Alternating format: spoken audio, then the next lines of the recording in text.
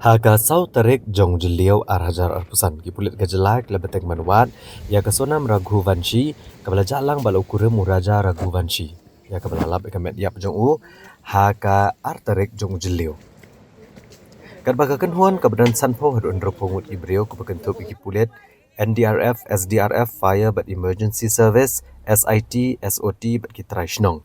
Kilalap iko bega janjri ni raincoat but kumtala shimtino ek ni raincoat man le test daga tenat forensic. But kamtam haba kila subajor baga ni janjri kala ministerium baga janjri ke bapong daga sonam. Kani ka kenhuan kala penlong ika jingwat but kala rung hakeleng ki jakai kebadan hajan kathan japa wei saudong.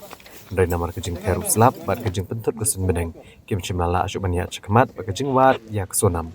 Dari kendang ya beteng bet ban penlong ya kejing wat, kam tam kejaka, ki belong riap, ki badan hang ngatan. Kene kekenhuan kelamat rui kejing ya, naba kam cimlay olat bah, ban penhera ke drone hang ngatan. Namar kejing mamlong kusun beneng. Badai ru leng bah kejing penhera ke drone belalap ikamet diap jong raja.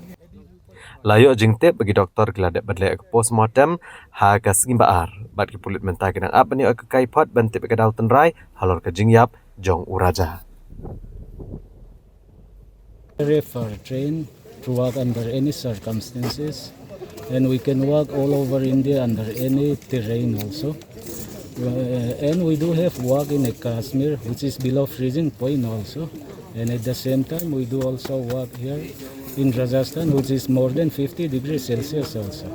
But the terrain here in Cherrapunji, so to say, is very much different from other terrain of India and abroad.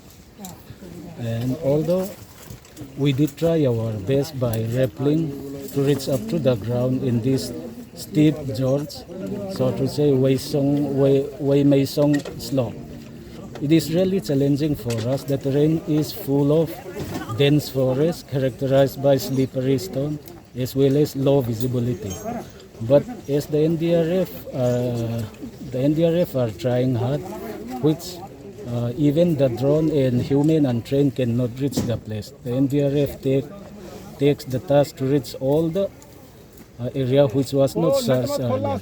We did our best, but unluckily, due to low visibility and dense forest, we cannot reach up to the ground.